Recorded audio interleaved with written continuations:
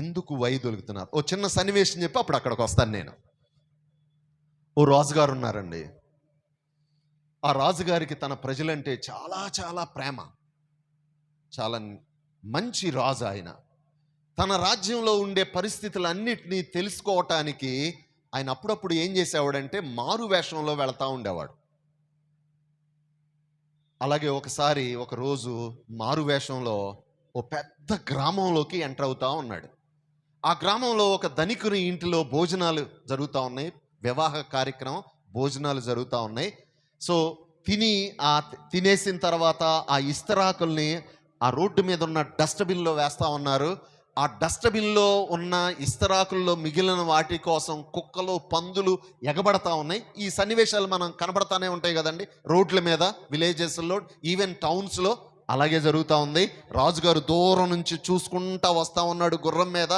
ఇంకొంచెం ముందుకు వచ్చేటప్పటికి మరొక సన్నివేశం కనపడింది ఆయనకి. ఏంటి అని అంటే, ఆ ఎంగిలి ఇస్తిరాకుల్లో ఉన్న ఆకులు ఆ మెతుకుల కోసం ఏ విధంగా కుక్కలు ఎగబడుతున్నాయో, పందులు ఎగబడుతున్నాయో, ఆ పందులు కుక్కల మధ్యలో ఓ బక్క చిక్కిన వ్యక్తి గడ్డం పెంచుకొని సన్నగా, సరైన వస్త్రాలు లేకుండా, కుక్కలతో పాటు అతను కూడా ఆ అన్నం మెతుకుల కోసం ఎగబడతా ఉన్నాడండి. చూశాడు రాజుగారు. అరే, నా రాజ్యంలో ఇలాంటి వాళ్ళు ఉన్నారా?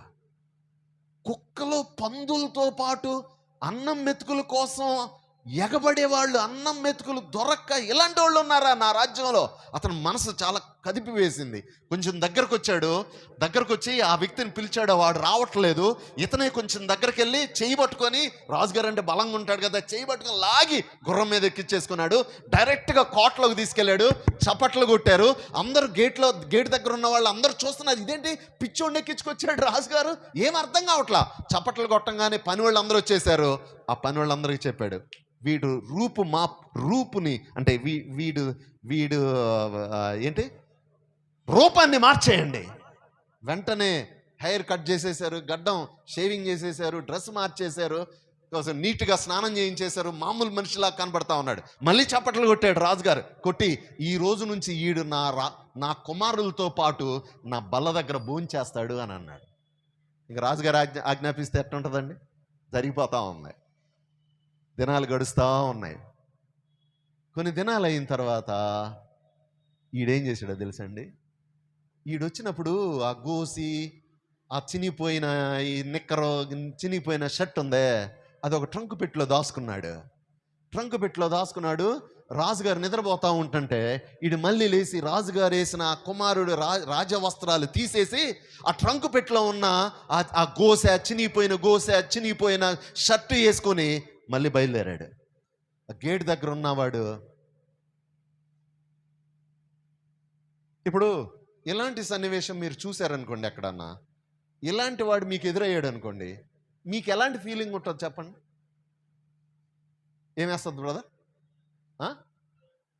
కొట్టాలనిపించింది. అంటే ఎందుకు కొట్టాలనిపించింది అంటే, బుద్ధి లేదు వీడికి, కుక్క బుద్ధి బానించుకోలేదు అంటే కోపం వస్తుంది. కొంతమంది చూసినాం. ఫీలింగ్స్ అంటే ఏంటంటే కోపం వచ్చింది అలాంటి వాడిని చూస్తే.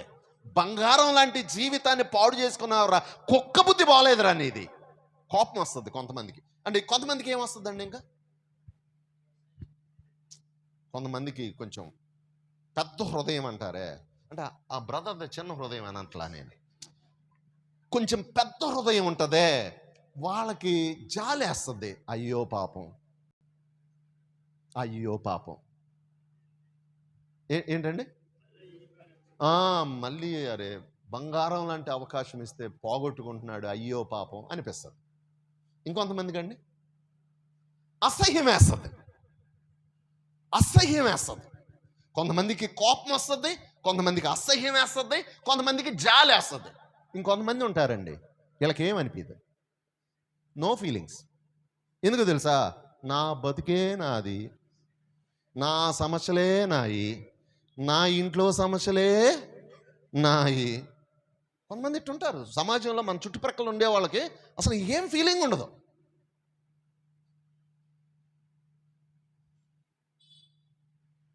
ఈ కొరింథియన్స్ని ఇప్పుడు ఈ అడుక్కునేవాడితో పోల్చండి.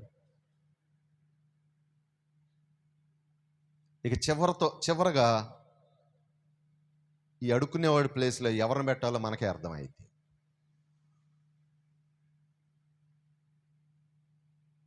ఇప్పుడు కొరింథియన్స్ని పెట్టాం కదా, కొరింథియన్స్ పరిస్థితి కూడా అంతే.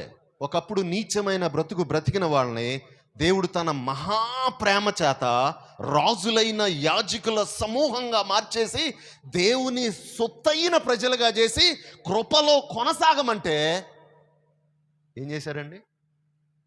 ఇక్కడ ఒక మాట ఉంటుంది బైబిల్లో, కుక్క తన వాంతికి తిరిగినట్లు, పంది బురదలో పొర్లినట్లు మరలా పాత బ్రతుకులోకి వెళ్ళిపోతా ఉన్నారు. సరే, వీళ్ళు వెళ్ళటానికి 3 కారణాలు క్విక్గా చూసుకుందాం. మొదటి